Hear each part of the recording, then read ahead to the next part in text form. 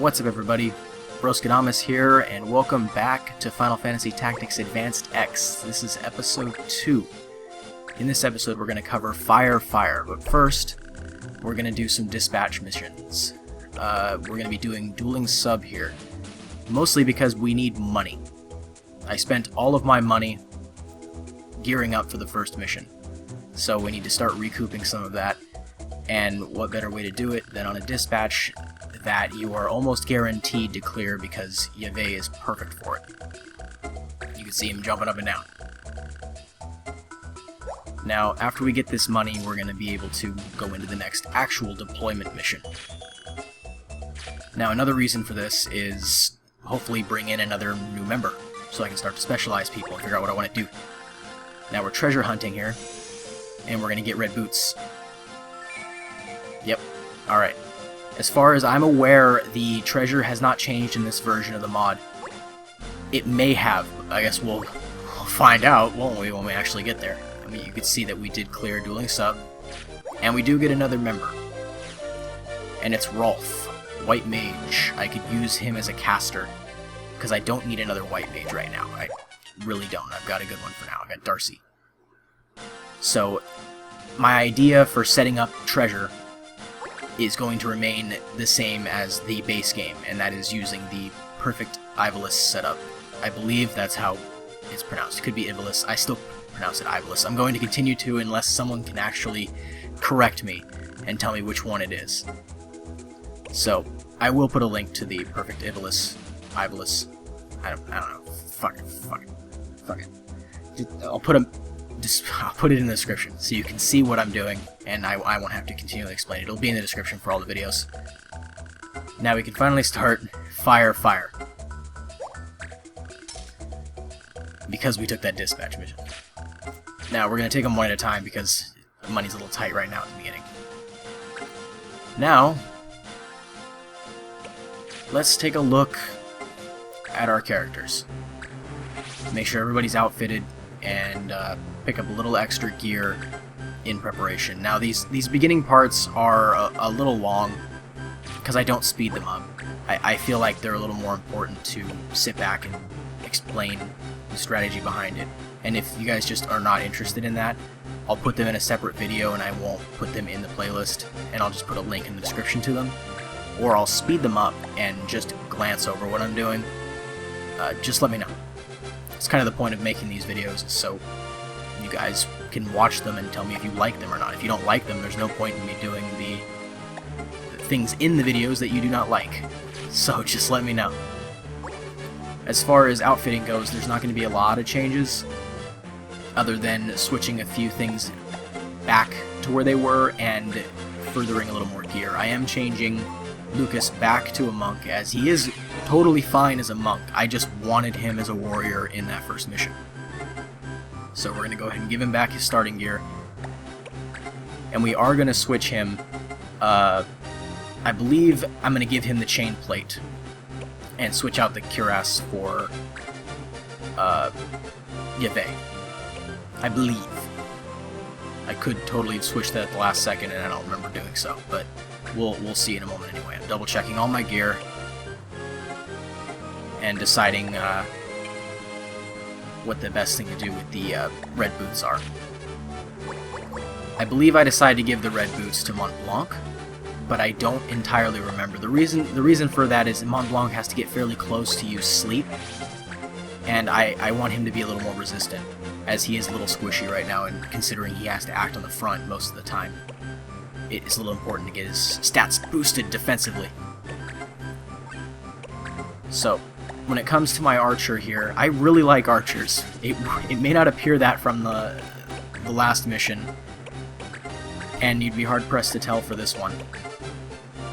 But I do like archers. They're really useful. And some people actually make Marsh an archer to make him into a hunter so they can use ultimate shot, and I don't like doing that. I like keeping Marsh as a solid soldier, and then specializing him into... Well, in my base game, I made him into a fighter who could dual-wield using the ninja ability. I'm blanking on the actual name of it right now. It's not double hand, is it? Damn it. Okay, well, it's not really important. I dual-wielded as a fighter, just picking up that ability from the ninja, and then just specialized totally on physical attack. It was incredibly strong. That's why you can't dual-wield in this version. It's been taken out because it's really, really strong. So I'm going to have to decide what else I want to do with them instead. So now that we've decided how we're going to be outfitted here, we're going to go ahead and save because it is an emulator. And I am using both my saves like I mentioned last time.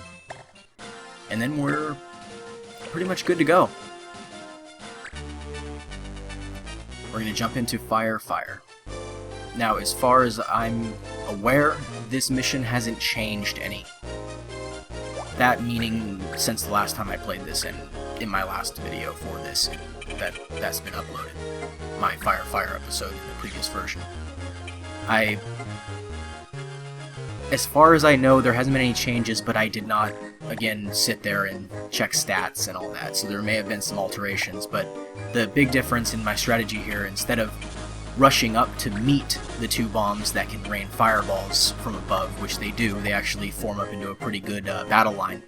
The two melee will have to move close to you, which are these two on the left, and these two in the upper right are able to fire fireballs, and they will move up to the edge of the high ground and fire down on you. So last time when I did this, I rushed up to meet them as quickly as possible while pinning and killing the melee ones as fast as possible. Obviously, you cannot put them at critically low health or they will explode, and I've yet to see one of these explode. But I would imagine, judging by how much damage they do with their fireball attack, it's pretty fucking brutal. It's probably going to make your day pretty shitty. So my strategy this time was to draw them to me, so I can take my time and delegate to what target I want dead first, or what I want pinned and where, for the most part. Obviously you don't get to pick where they move, but you can pin them in specific places if you force them to move to you.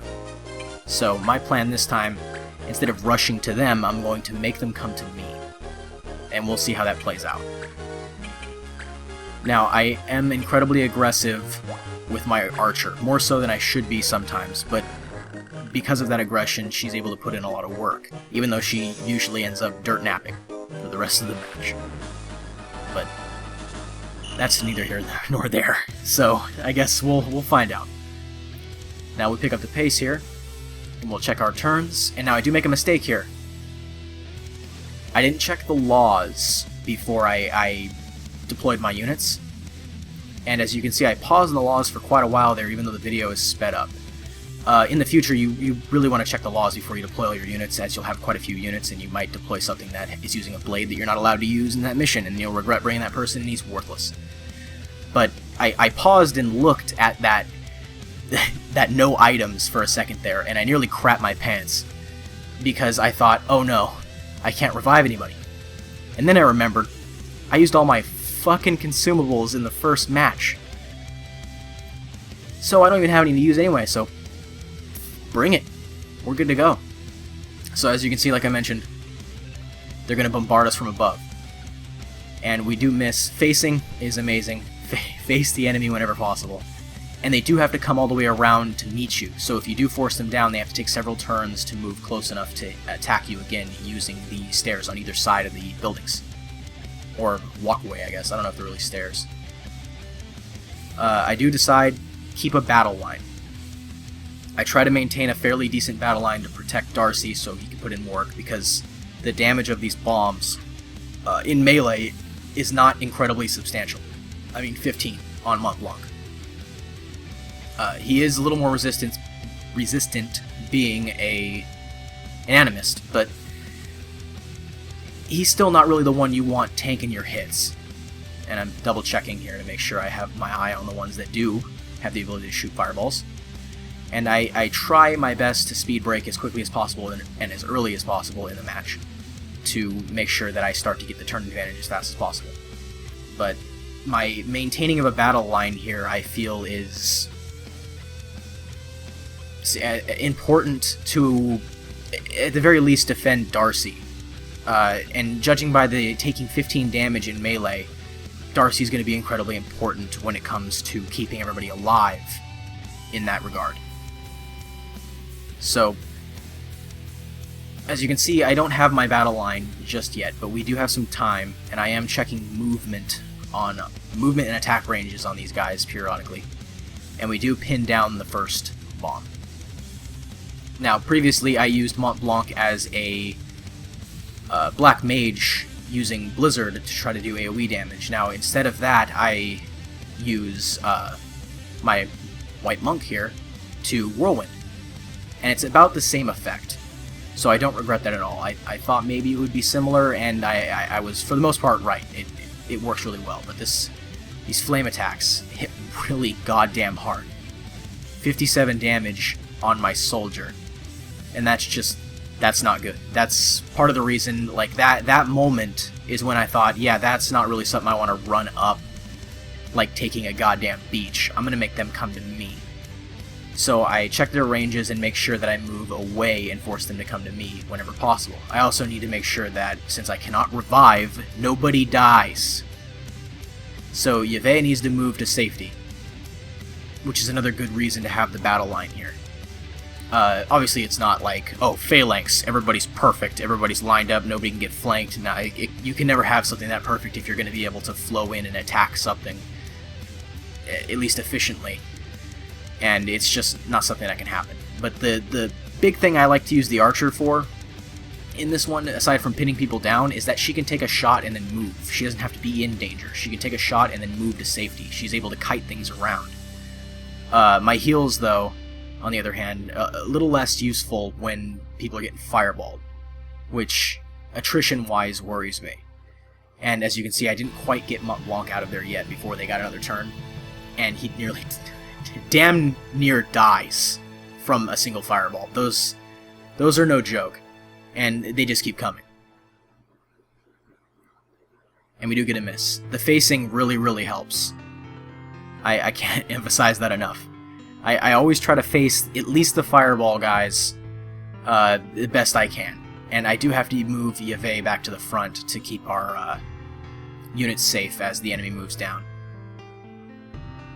I'm not real thrilled about having to move Yve out there, but at this point, I'm more afraid of the fireballs coming in. You do get some respite from the fireballs when they run out of mana. Then they have to regen their mana some to continue using the fireballs. They do have a limited source of mana, so they cannot continually spam you with them. So they do have to move into melee distance eventually. And that's kind of the strategy here with forcing them to attack my stronger units for the most part. My front-lined units with their fireballs and use up their mana until they have to close with me. Obviously, nothing ever goes completely according to plan, but it's best to have the plan than not have a plan at all. And I do miss that. I might have been better to move him back into a battle line, but I tried to go for the speed break. I didn't have much of a choice there, and then that is an excellent miss on Darcy. I can't have him dying. I just can't. He's the only thing that's going to keep us out of the attrition battle. And then I am going to go for another aim leg here.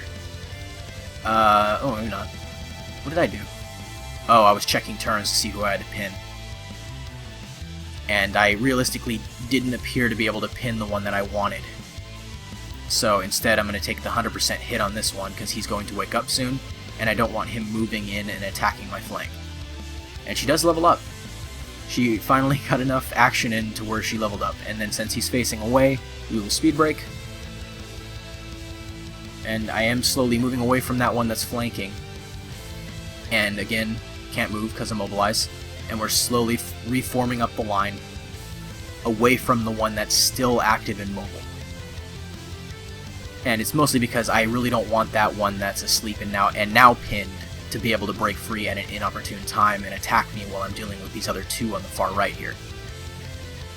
Now I've picked one, the one that's immobilized here, and I'm going to attempt to weaken him as much as I can, and then attempt to put the one that's still active over here to sleep.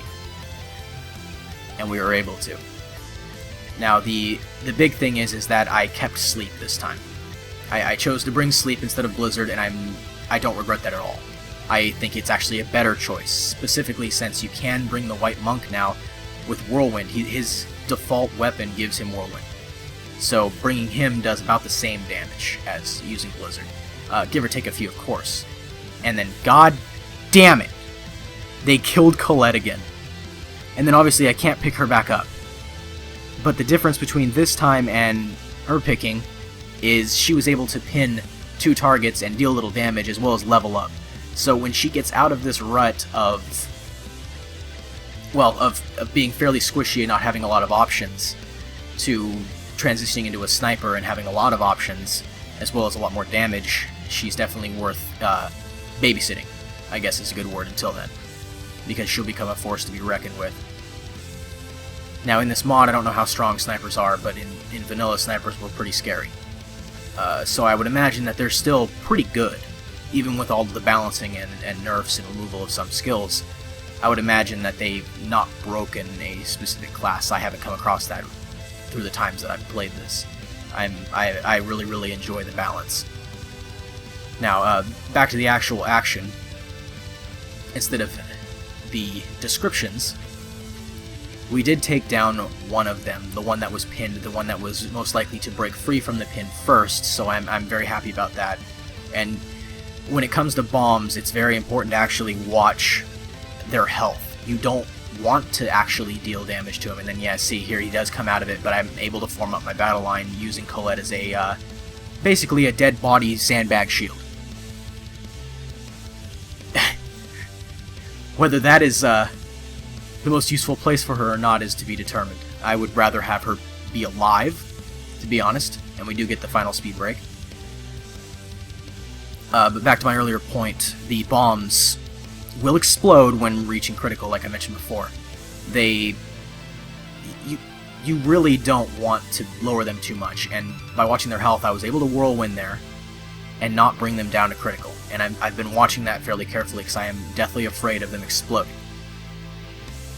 So, and as you can see, I did about 15-16 damage there on average with the whirlwind, which is about how much, if I remember correctly, I did when I played this previously, 16 to 17, maybe 18 damage with Blizzard. Not a lot more damage, 2 damage being fairly negligible when it comes to bombs, as you don't want to do too much too early, and we do miss our sleep. And that puts Mont Blanc in danger, but he does go for the flank. I've noticed they generally will go for the flanks over the weaker character, unless the weaker character can be killed with that attack, it seems like. At least that seems how the AI seems to be functioning. It's shown a pattern that's repeated fairly consistently, that they will take the flanks over a character with less defense if they feel the flank will do more damage or have a higher chance to hit, which it generally will. Though they will attack a unit head-on if they feel like they can kill it. So that's always something to consider. You can use tantalizing flanks to try to draw fire, and it does work. It worked in the previous version, and it does work so far in this version. And we do get a lucky frontal attack. Now, it's going to come down to how well we can control, because we only have one source of control now, and that is Mont Blanc's sleep. We lost our ability to 100% pin people by shooting them in the leg because she's taking a dirt nap. Now we do get another whirlwind. And this won't, unless it crits of course, put anybody down to critical. And there's an 18 and 15, so probably about a 16 to 17 damage on average that he's probably doing. Now I'm making sure, trying to soften the targets without putting them critical, because if you put them critical you will have a bad day. And as we can see, Darcy is putting in work, keeping the attrition battle in our favor. Right now we're in pretty good shape, but there's always things can go wrong. There's 21 damage, that's pretty high for the melee, I believe. They usually get in teens, but that's not something that frightens me completely, as I do still have Darcy. Darcy can counteract a lot of that melee attack, and we do get a sleep. We now have only one target to worry about, but we do have one target that's farther along in sleep, both of which are speed broken, and that's so useful. So we're going to obviously go for the one that's still up, and you got to make sure that you're not attacking him into critical. Try your very best not to put him into critical. You don't want him getting a free kill in a situation where he should have just died. So, but here's where the speed break comes in. Look at all those white names again. we get a bunch of turns with guys that just attack that guy. So he's not going to get to explode because we get to double up turns on him. Speed Break is so amazing. I love Speed Break so much. I probably just muled on about that constantly last mission, and I probably done that the last version that I played too. But I just can't shut the fuck up about it. I love Speed Break. I love that utility that soldiers and warriors can bring. It's just so good. So I'll shut the hell up about it now. We did get a second kill. You guys just listen to me and bitch about that the entire time. And well, I guess not bitch because I'm toting it, but complain about that or mention that constantly. So I'm not going to keep subjecting you to it. You get it. Now we're checking turns again. And he is going to get a turn soon, but I do get to double up turns on him. So we're going to try... Yeah, see, I was double checking to make sure I would actually have somebody nearby to kill him, too. So we do get a 32 damage. God, Marsh does a ton of damage. 32 damage is huge right now at this point. And I do want to get Darcy away from the other sleeping unit, because I really don't want him running over there and killing him. Him, her. I don't know, everybody's gender ambiguous in this game sometimes, it seems. Not to make that sound offensive, because it's not. It's just the names are completely random. It doesn't really matter, gender-wise. Let's shut the fuck up about that before this tangent and then somebody tries to lynch me. So we are beating him down at this point. And no, that wasn't a segue into a joke.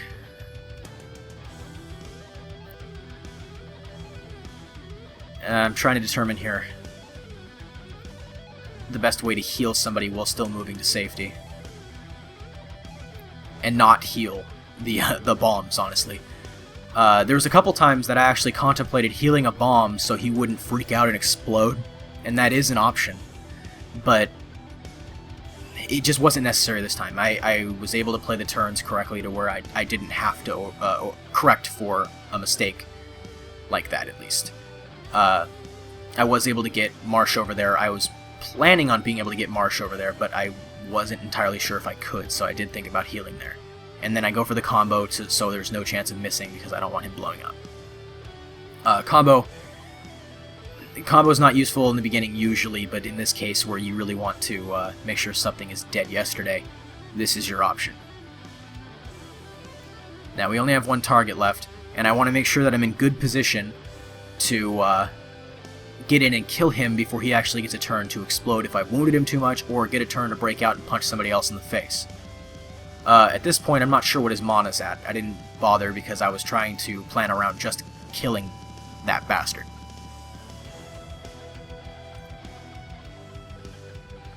So he's sitting at about 80 health, and if we start to unload now, we should have enough turns. Now, I do check the turn again, because after they wake up, they do pop back into their regular turn order. So double checking that, we do miss, but I never thought Mont Blanc was going to hit there. They do jump into their old turn order where they would be if they weren't asleep. So that's always a scary situation when you wake somebody up and just hope that their turn wasn't next. Doesn't seem to be any way to determine where their turn's going to be until you actually wake them up. And we do pin him to the point where I do get another turn with Marsh. Now this one was cutting it a little close. I was worried there, but I did get a chance to use Darcy before that. So I was able to have the option, if it was not my turn, to be able to heal him so he doesn't explode, killing potentially 3 of my guys, and really upsetting the situation. And upsetting the hell out of me. And we do go for the combo again, just to be sure. No reason to risk it at all. There's no reason to throw this away. Potentially. If he does blow himself up, though, we do win, come to think of it. So I guess that's just it would be him saying, fuck you. Getting the last attack on the end there. But we do clear it, and this one went way better than herb picking. Way better. I felt in control almost the entire time here. I did feel shitty after we lost Colette for a second there, but this one went way smoother. This is the style of play I want to play. I want to be able to control the battlefield and my characters at all times. And we do get Diesel, the Black Mage. So I might actually keep him as a Black Mage, as the new Mao are really strong magic users. Not entirely sure, though. There's a lot of options. We'll see. I have to do a little extra planning to determine what I want to do. But in any case, I'd like to thank you guys for watching, and the next episode will be coming up soon. I'll see you guys next time.